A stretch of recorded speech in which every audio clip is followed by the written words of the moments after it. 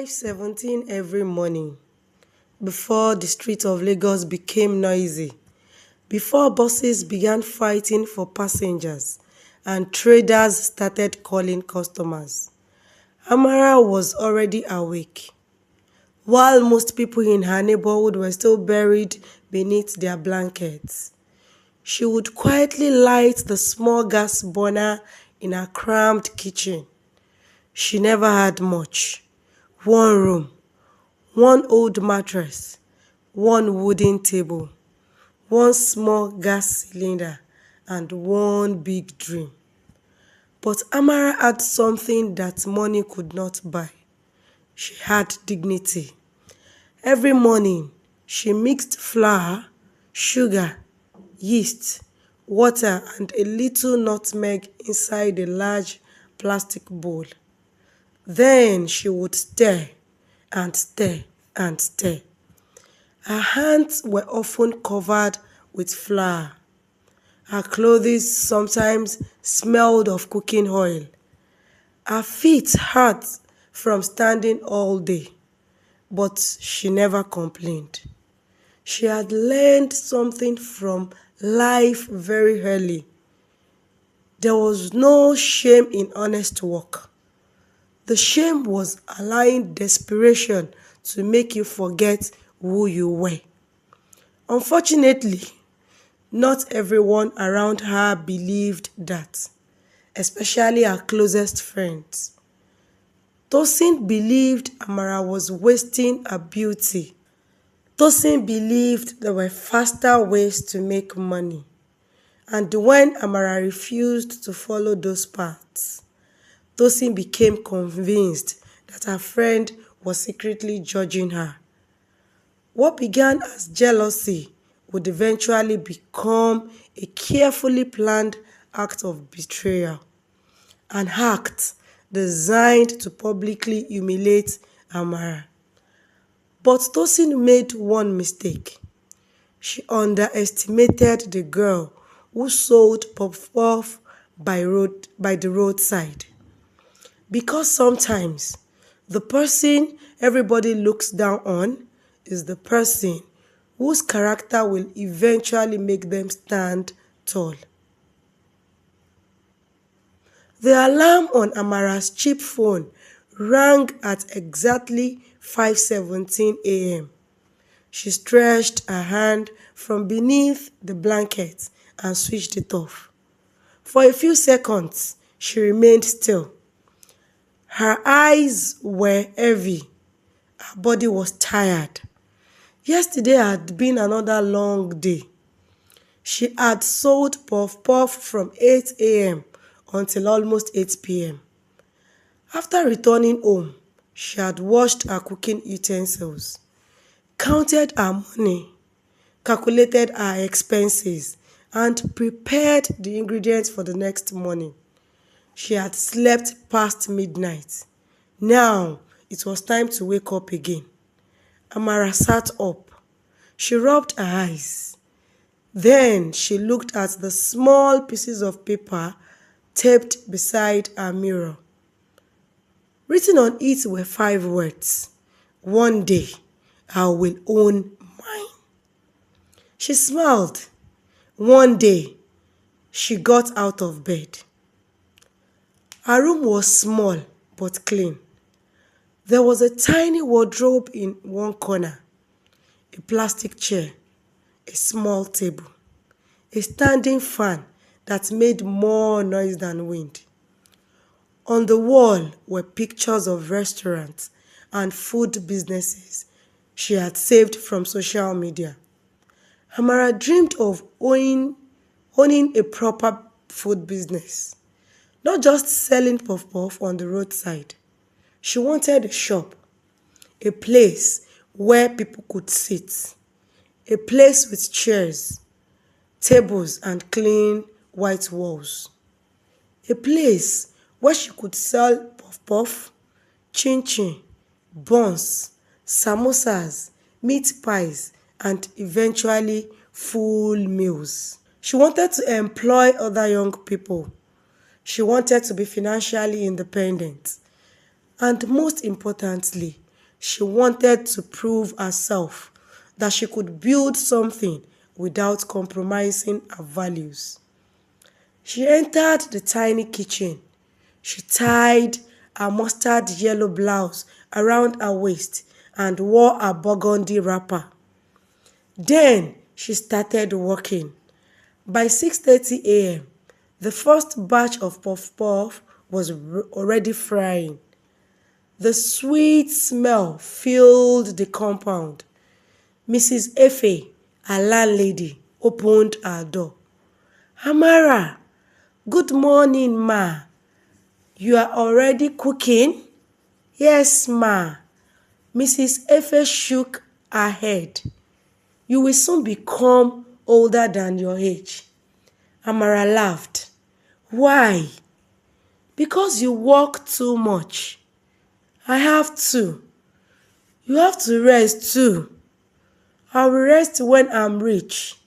Mrs. Efe laughed. "So, you want to become rich by selling puff-puff?" "Yes." "Okay, Madam Dangote." They both laughed. Mrs. Efe looked at the puff-puff. "How much are you selling one?" 100 naira. "Give me 5. Ma, you are eating before breakfast." "I am supporting your business." Amara smiled. "Thank you, ma." Mrs. Efe collected the puff-puff and walked away. Amara continued walking. Her phone rang. It was Tosin. "Hello, Amara. Good morning. What are you doing?" "What do you think?" "I am making puff-puff." Tosin laughed. "Again?" Amara frowned. "What do you mean again?" "You've been making puff-puff every day since I met you." "Because that's what I sell." "You are too beautiful for this thing." Amara smiled. "I don't understand." "You understand me." "I don't." Tosin lowered her voice. "Amara, I'm telling you as your friend, there are better ways to make money." Amara stopped staring. "What better way?" "Don't worry. No, tell me." "You know what I'm talking about." Amara's face became serious. "I don't want to know." Tosin sighed. "You are too stubborn." "Maybe." "Okay, see you later." "Okay." The call ended. She had heard that kind of advice before. She simply refused to follow it. By 8 a.m., Amara had arranged a small roadside table. She placed the puff-puff inside a transparent container. Beside it were small nylon bags. She also had a cooler containing old drinks. Her little business occupied barely 2 square meters. But to Amara, it was an empire waiting to happen. The first customer approached. "Sister, good morning." "Good morning, sir." "Give me 5. Amara packed 5 pieces. The man paid. "Thank you." "You are welcome." Another customer arrived. Then another. Within 30 minutes, she was busy. "Madam, give me 10. "Come in." "Had 2. "Okay." "How much?" 1,200 naira. "Take." "Thank you." Amara smiled. Every customer mattered. Every naira mattered. At about noon, a black SUV stopped nearby. Amara looked up. Mr. Kunle stepped out. He was dressed in a navy blue suit.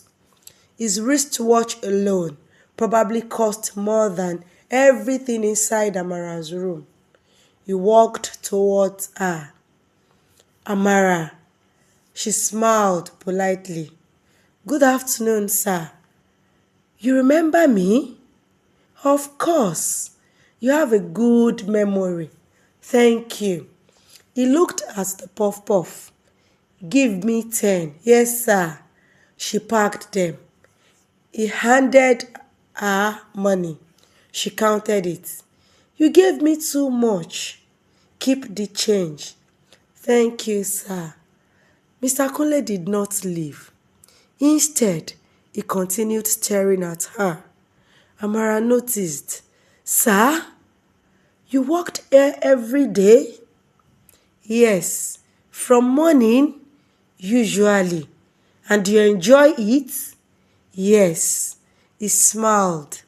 You enjoy selling puff puff? I enjoyed working. That's different. Amara smiled politely. Maybe. He looked around. You are wasting your potential. Amara had heard those words too many times. Sir, what do you mean? You are educated. Yes, beautiful. She became uncomfortable. Thank you. Smart? I try. He smiled. You could be doing something better. I am doing something. Something more profitable. Amara said nothing. Mr. Kunle lowered his voice. I can help you. How? You come to my hotel tonight. Amara's expression changed. Why? We can discuss business. What business? He smiled. You are a grown woman. Amara understood immediately. She straightened herself. No, sir. He looked surprised. No? No. You haven't even heard what I am offering. I don't need to. He laughed softly. Don't be too proud. I am not proud. Then think about it. I've thought about it. And I'm not interested. His smile disappeared. You will regret struggling. Amara looked him directly in the eyes. Maybe. He turned, then stopped. Amara, yes, sir. You are making life difficult for yourself. She smiled sadly. Maybe life is difficult because it is supposed to teach us something. He entered his car and drove away. Amara watched the vehicle disappear. She exhaled. A customer walked up. Sister, yes? Give me 3. She smiled again. Okay. And went back to work. That evening, Tosin visited Amara. She wore an emerald green blouse and black trousers. She looked fashionable. She entered the room carrying a handbag. Madam Puff Puff. Amara laughed. Welcome. Tosin sat down. You won't believe what happened today. What? I met one man. What kind of man? Rich. Amara continued arranging her money. Congratulations. You are not even interested? Interested in what? The man? Why should I be? Because he is wealthy. Amara laughed. That's not enough. Tosin looked at her. Money isn't enough. Not if I have to lose myself to get it. Tosin rolled her eyes. You always talk like a preacher. I'm serious. Amara, let me ask you something. Okay? If someone offered you 5 million naira tonight, what would you do? I'd ask why. Why? Yes. And if the person said nothing, I'd still ask. And if it came with no conditions, I'd accept. Tosin smiled. Good. But if there were conditions I couldn't accept, I would walk away. Tosin became silent. She knew exactly what Amara meant. You are too rigid. No. Then what? I just know what I want. What do you want? Amara looked around the room. A food business. Tosin laughed. I'm serious. So am I. How much do you think this puff-puff business can give you? Enough. Enough for what? Enough to start. Tosin shook her head. You don't understand Lagos. Amara looked at her. Maybe I understand Lagos better than you think. Tosin stood. Fine. Why are you angry?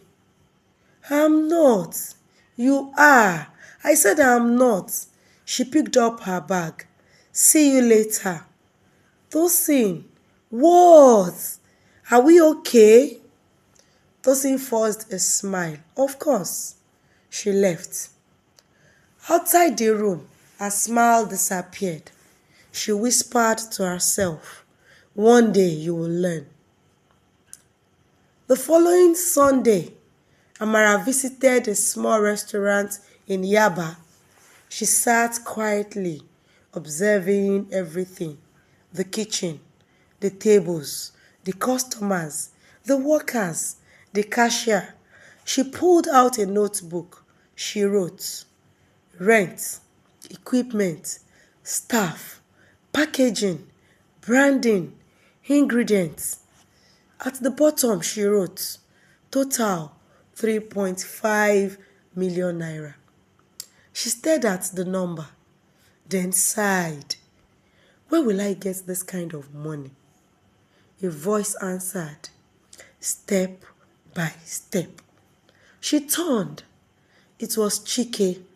He smiled. You? Me? What are you doing here? Eating. She laughed. You don't look like someone who eats in places like this. What does someone who eats here look like? Rich. He laughed. Then I need to start dressing better. He sat opposite her. What are you writing? My business plan. Business plan? Yes. For Puff Puff. Eventually a restaurant. Chike smiled. I believe you. Amara looked surprised. Really? Yes. You are the first person who has said that. Then the other people are foolish. She laughed. You don't even know me. I know enough. What? I've seen you working every day. He pointed outside. Rain, sun, traffic, everything. Amara smiled. That's not enough. It is. He stood. Keep going. Where are you going? To fix a car. You are a mechanic? Yes. She smiled. Hardworking people recognize hardworking people. He smiled. Exactly. 3 days later, Tosin met Blessing. They sat in a small restaurant. Blessing ate fried rice. Tosin barely touched her food. Blessing noticed. What is wrong? Amara. Blessing laughed. What did she do? Nothing. Then why are you angry? She thinks she's better than everybody. She didn't say that. She doesn't have to. Blessing frowned. What do you mean? Everything she does makes people admire her. So people think she's perfect. Blessing shrugged. Maybe she is. Tosin glared at her. Don't joke. Blessing laughed. I'm joking. Tosin leaned forward. I want to embarrass her. Blessing stopped eating. Embarrass her? Yes. Why? She needs to come down from her high horse. How? I have an idea. Blessing listened. At first, she laughed. Then her expression changed. Tosin, this could go too far. It won't. You don't know that. Trust me. Blessing sighed. Okay. Tosin smiled. Good. Neither of them realized that their plan would eventually destroy their friendship. On Friday afternoon, Amara's business was unusually busy. She was preparing another batch when Tosin arrived. Amara, hey, you look stressed. I am. Let me help. Really? Yes. Amara smiled. Thank you. Tosin sat beside her. For the next 30 minutes, she helped serve customers. Amara relaxed. She trusted Tosin. That was her mistake. At one point, Amara went to buy more sugar. I'll be back, okay? As soon as she left, Tosin looked around. She pulled out her phone. She took pictures. Then she opened Amara's social media account. She began arranging the material. Blessing waited nearby. Tosin sent her a message. Come now. Blessing arrived. What are you doing? Just wait. Tosin created a misleading post. She used an old picture of Amara beside Mr. Kunle. The picture had been taken when he bought Puff Puff. Tosin added a false caption suggesting that Amara was secretly receiving money from wealthy men. Blessing stared. This is bad. Tosin shrugged. It's just social media. People will believe it. That's the point. Amara will be destroyed. Tosin looked at her. Maybe she should learn not to act better than everybody. Blessing became uncomfortable. Let's go. They left. Within hours, the post spread. People shared it. People commented. People invented stories. Some people who had never met Amara began insulting her. By evening, she had no idea what was happening. Then her phone started ringing. 1 call, 2, 5, 10. She answered. Hello, Amara, what is this thing online? What thing? Check your phone. She ended the call. Her hands shook. She opened social media. Her heart stopped. She saw the post, her picture, her name, the false accusation, thousands of views. She whispered, No. She read the comments. Fake girl. She pretends to be innocent. See what she does behind closed doors. Everybody has a prize. Tears filled her eyes. She immediately called Tosin. No answer. She called again. Nothing. Amara stood up. She ran outside. People were staring. A woman whispered to another woman, That's her! Amara heard. She felt humiliated. She returned home. Mrs. Efe saw her. What happened? Amara couldn't speak. She handed her phone to Mrs. Efe. Mrs. Efe read it. Her expression hardened. Who posted this? I don't know. Do you know the person in the picture? Mr. Kunle. Did anything happen between you? No. I believe you. Amara started crying.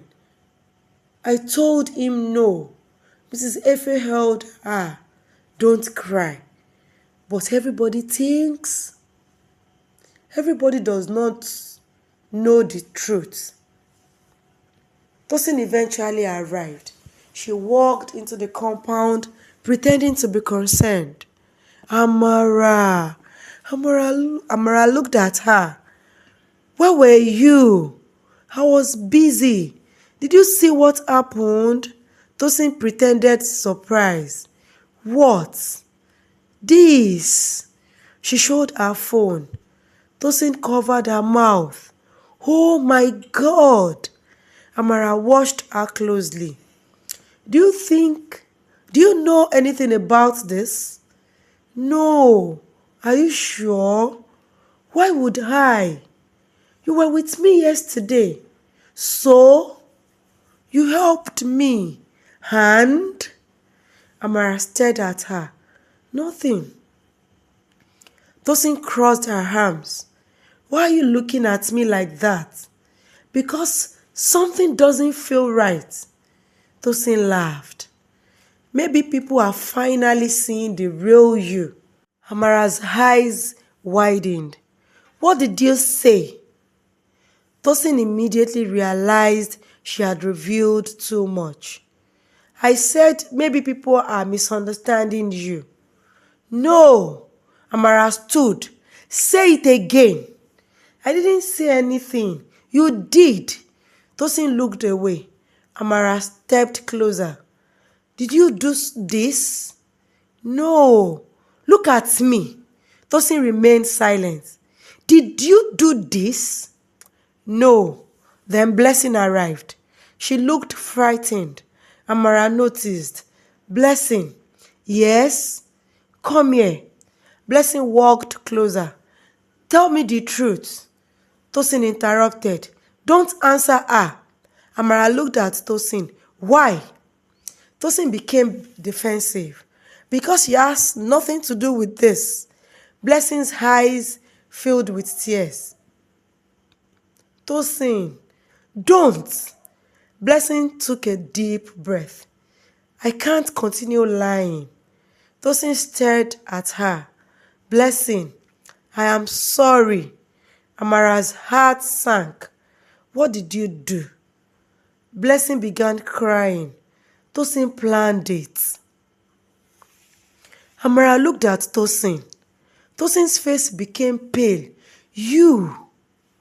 Amara couldn't finish the sentence. Tosin shouted, Yes. Yes, I did it.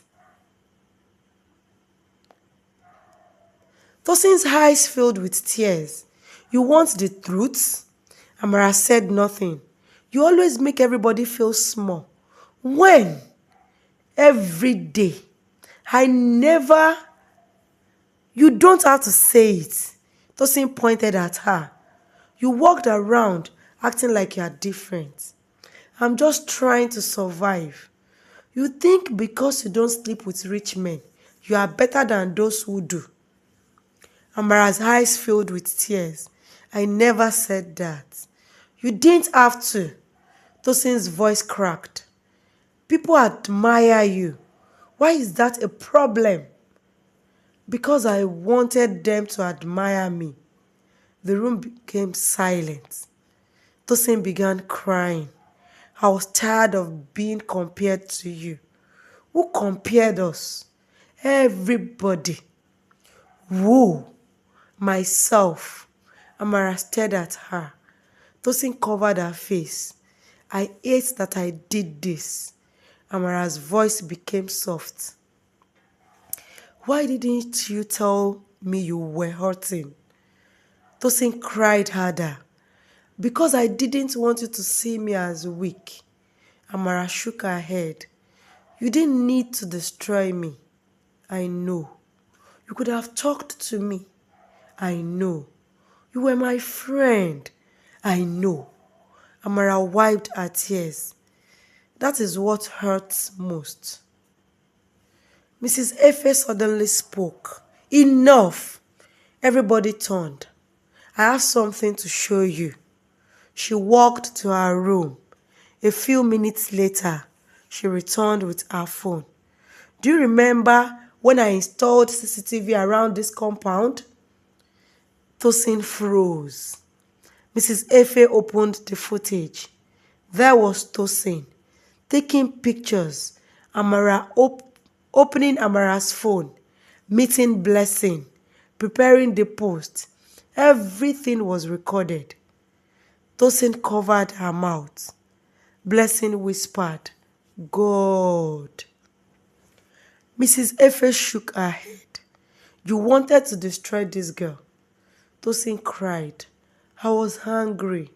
Hunger is not an excuse. Amara looked at the footage. Then she sat down. For a few moments, she said nothing. Finally, she stood. I want the truth posted. Tosin looked at her. Amara, no, I'll delete everything. Deleting it isn't enough. Amara looked at her. You put a lie in front of thousands of people. Yes. Now, you must put the truth in front of them. Tosin nodded. Tosin recorded a video. Her voice shook. My name is Tosin. She looked directly into the camera.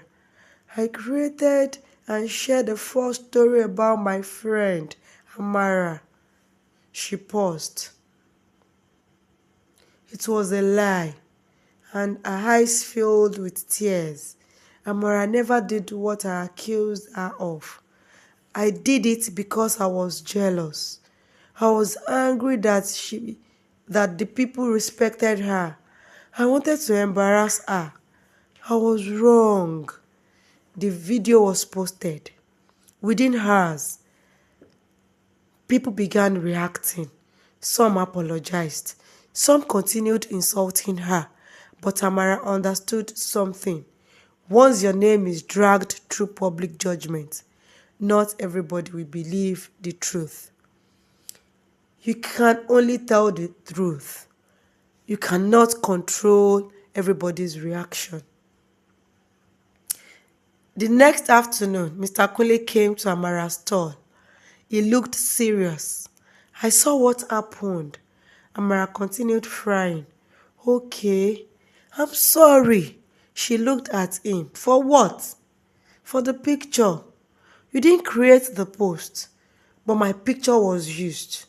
That's not your fault. He hesitated.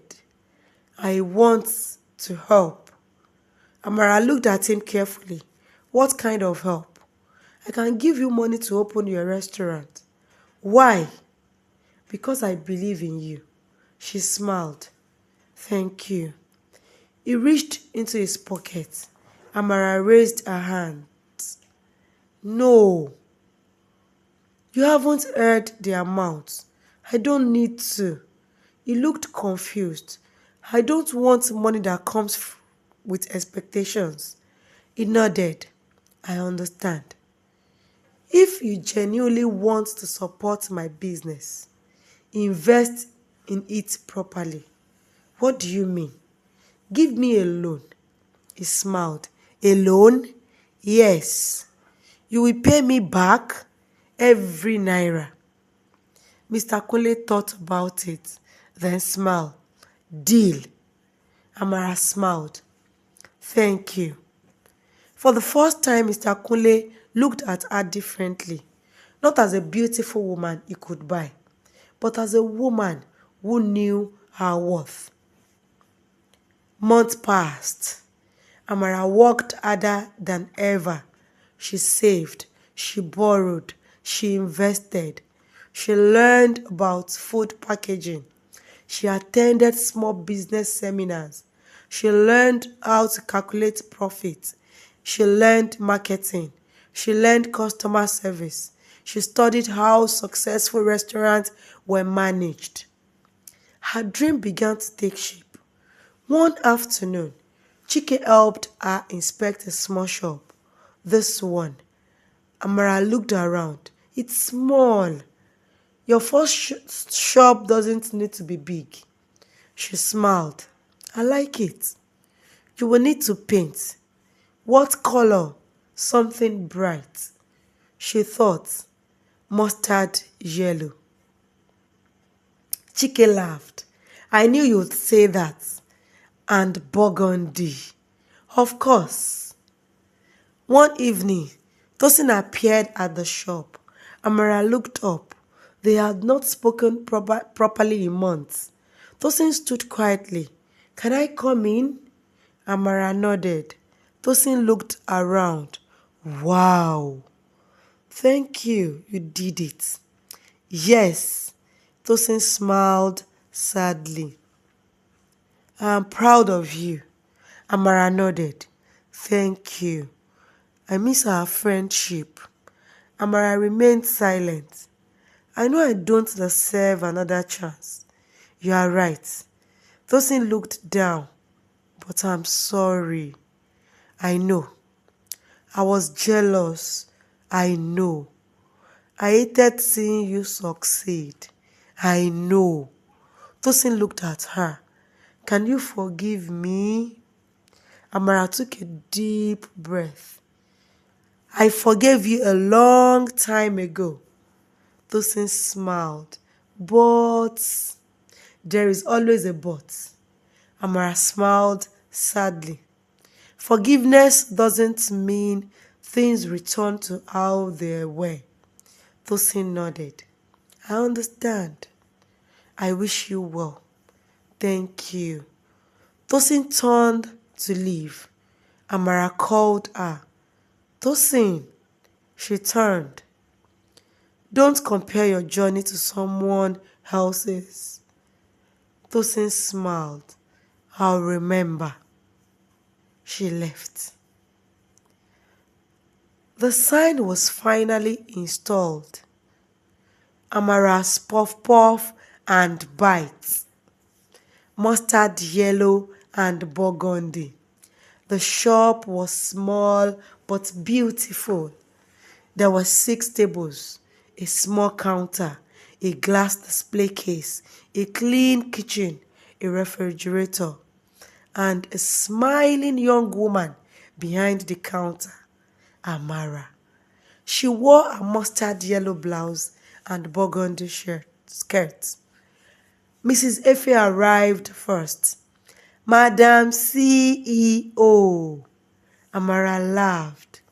"Stop it, ma." Mrs. Efe hugged her. "I am proud of you." "Thank you, ma." Chike entered. He was holding flowers. "For the boss." Amara laughed. "You are becoming dramatic." "Today I am allowed." Customers began arriving. Soon the shop became crowded. Amara looked around. For a moment, she remembered the roadside table, the hot sun, the rain, the insults, the laughter, Mr. Kunle's offer, Tosin's betrayal, Tosin, the humiliation, the tears, the night she wondered whether she would ever succeed. And now she was standing inside her own business, her eyes filled with tears. Chike noticed. "You okay?" She smiled. "Yes." "What are you thinking?" She looked around. "I remembered when I started." Don't forget. Don't forget it." "I won't." A customer walked in. "Are you Amara?" "Yes. I saw your story online." Amara became nervous. "Oh, I don't care about the scandal." She smiled. "I want to order 500 pieces of puff puff for my company's event." Amara's eyes widened. 500? "Yes." "Are you serious?" The woman laughed. "Very serious." Amara looked at Chike. He smiled. She looked at Mrs. Efe. Mrs. Efe raised her hands. "God is good." Amara laughed. "God is indeed good." That evening, Amara received a message.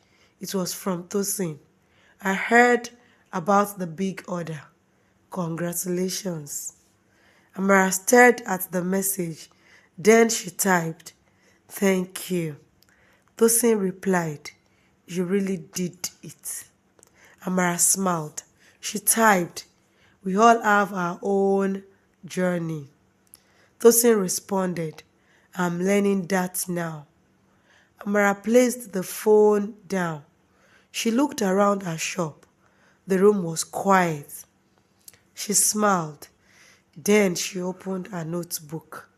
The same notebook she had used months earlier. She turned to the first page. It said, "One day, I will own mine." She took a pen. Underneath it, she wrote, "I did." 1 year later, Amara's business had expanded. She now had 2 shops. She employed 8 people. 3 young women who had once struggled to find work were now earning salaries. Amara also trained young people in puff-puff production. One afternoon, a young girl approached her. "Madam, yes? Can I ask you something?" "Sure." "How did you become successful?" Amara smiled. "What makes you think I'm successful?"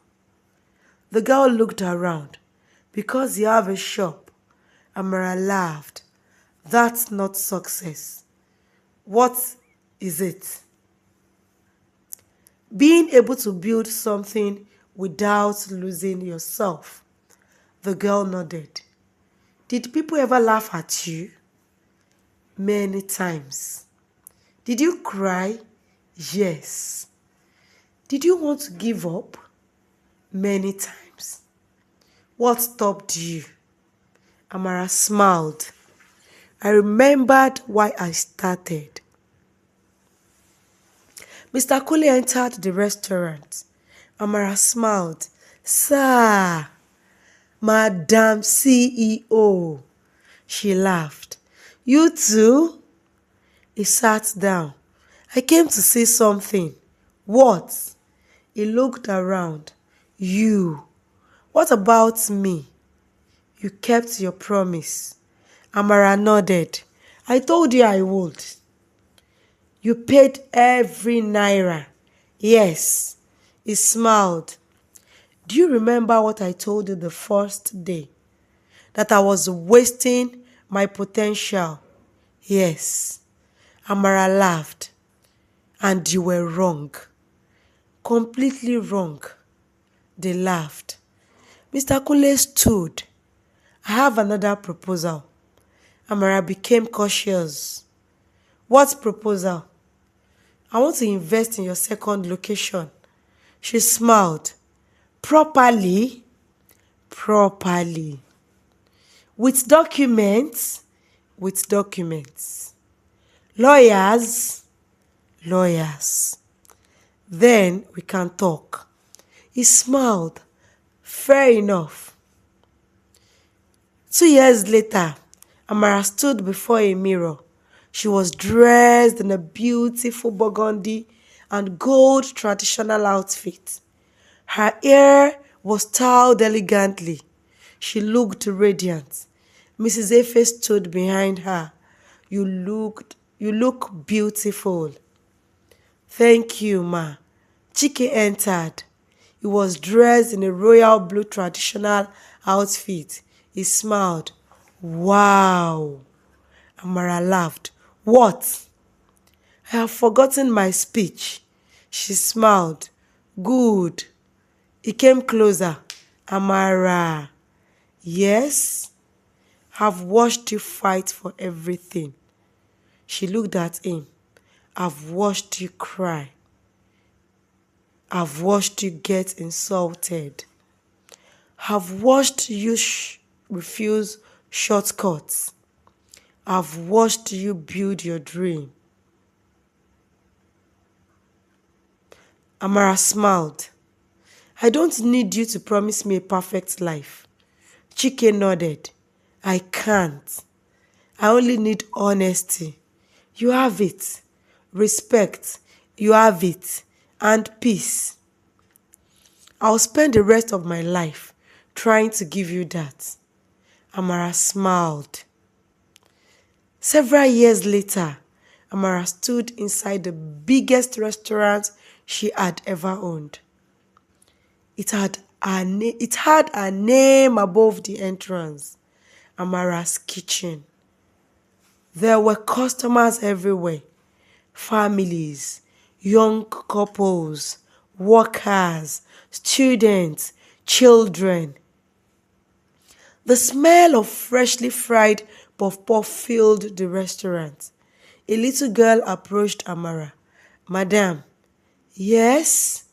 Can I buy puff puff? Amara smiled. How many? 10. She packed them. The girl gave her money. Thank you. You are welcome. The girl walked away. Amara watched her.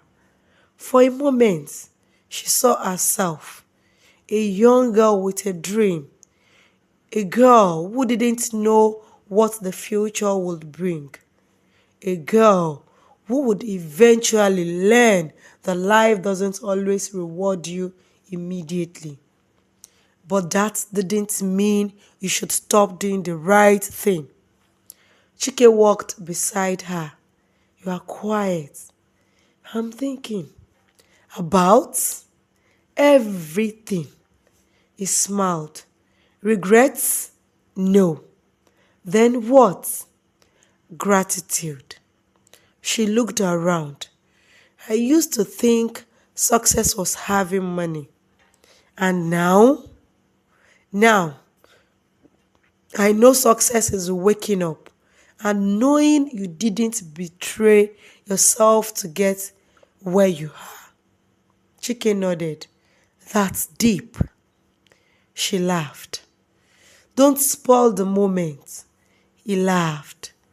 Suddenly, a young employee rushed towards them. Madam, what happened? We have a problem. What problem? The puff puff is finished. Amara stared. Already? Yes. She laughed. Then make more. Everyone laughed. She walked towards the kitchen. The camera slowly moved backward. The restaurant remained alive with laughter, conversation, and the smell of freshly made puff puff. The camera focused on the sign above the restaurant, Amara's Kitchen. Sometimes, society will make you believe that honest work is beneath you. Sometimes, friends will laugh at your dreams because they are afraid you might achieve what they could not. Sometimes, people will offer you shortcuts and tell you that dignity cannot pay your bills. But here are things money cannot replace: your name, your peace, and your self respect. Your ability to look into a mirror and know that you didn't become someone you hated just to become someone successful. Amara started with a bowl of flour, a small frying pan, a roadside table, and a dream. People laughed at her. Someone tried to buy her. Her friend tried to destroy her. The internet judged her. But she kept going because she understood something many people learn too late. A slow journey built with integrity is still better than a fast journey that cost you your dignity. And that was how a young Nigerian woman selling puff puff turned a small roadside hustle into a dream. Not because life was kind to her, but because she refused to allow life's cruelty to change the kind of person she wanted to become. If you enjoyed this story, kindly subscribe to this YouTube channel and leave your comments to enjoy more of this.